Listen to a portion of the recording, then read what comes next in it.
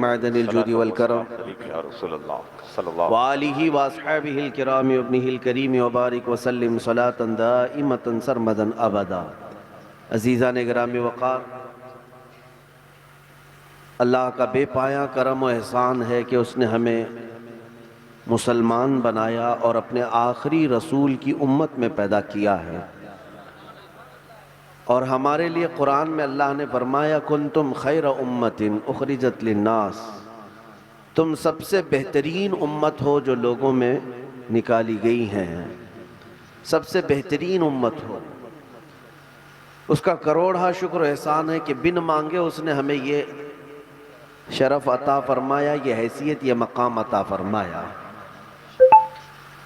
لیکن میرے عزیزو، ہمارے سارے عقیدے کا دار و مدار، ہماری زندگی، ہماری موت یا جو کچھ بھی یہاں کے معاملات ہیں، اس پر ہے کہ آپ کا کل عقیدہ یہ ہونا چاہیے کہ جو میرا رب چاہے وہی ہوتا ہے، جو وہ چاہے وہی ہوگا، میں جو چاہوں وہ ہو جائے ضروری نہیں ہے۔ اسی لیے بندوں کو صوفیہ اکرام نے یہ تعلیم دی ہے کہ خدا بننے کی کوشش مت کرنا، تم خدا بننے کی کوشش مت کرنا۔ بھلا کبھی تم نے کوشش کیا ہے خدا بننے کی؟ لیکن بزرگان دین جب یہ تلقین کرتے ہیں تو کیوں؟ محبوب الہی نے اپنے ایک مرید سے فرمایا کہ خدا بننے کی کوشش مت کرنا۔ اس نے پوچھا ہم کب کوشش کرتے ہیں؟ آپ نے فرمایا کبھی کبھار تم چاہتے ہو کہ یہ کام ہو جائے اور سوچتے ہونا ہی چاہیے، یہ شان تو صرف اللہ کی ہے۔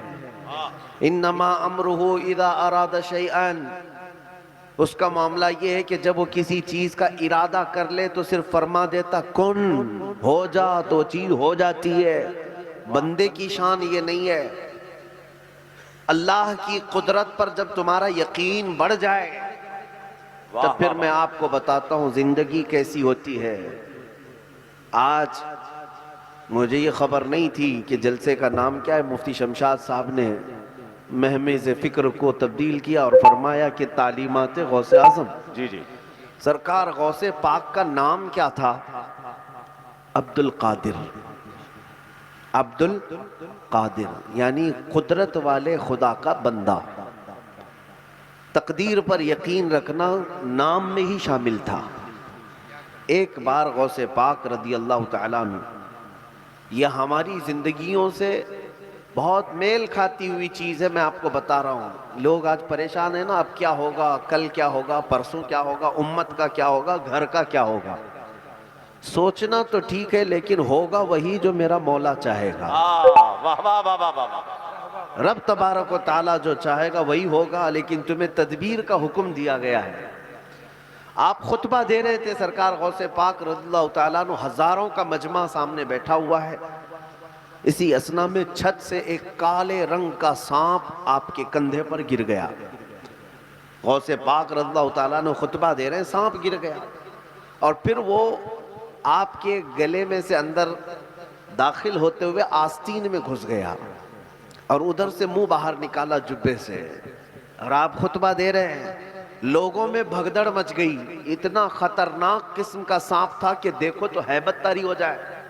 پھر وہ سانپ کبھی آپ کے گلے پر لپٹتا، کبھی ادھر جاتا، کبھی ادھر، اور آپ مسلسل خطبہ دیتے رہے، یہاں تک کہ خطبے کے دوران وہ سانپ اپنا چہرہ لا کر کے غوث پاک کے چہرے کے سامنے کیا۔ ڈراؤنی شکل تھی لیکن خطبہ نہ رکا تھا نہ رکنا تھا۔ وہ سانپ واپس اسی طرح سے آپ کے جسم سے اترتے ہوئے واپس چھت کی طرف چلا گیا۔ غوث پاک رضی اللہ تعالیٰ عنہ کچھ بھاگے ہوئے لوگوں کو بلاتے رہے کہ بیٹھ جاؤ۔ کچھ لوگ تھے ادھر ادھر تھے، بہت سارے مجمع میں جمع ہوئے تھے۔ تو خطبہ ختم ہونے کے بعد لوگوں نے پوچھا حضور اس قدر ہیبت ناک جانور آپ کے گلے میں لٹکا تھا، آپ کو ذرا خوف نہیں آیا؟ غوث پاک رضی اللہ تعالیٰ عنہ فرماتے ہیں وہ سانپ نہیں، وہ شیطان تھا۔ مجھ سے پہلے نہ جانے کتنے علماء اور اولیاء کا اس نے امتحان لیا اور میں جمع رہا، اس لیے کہ میرا یقین ہے اگر میری موت آئی ہے تو چونٹی سے بھی آ سکتی ہے، اور اگر نہ آنی ہے تو اس سانپ کا بھی مجھے کچھ نقصان نہیں ہو سکتا۔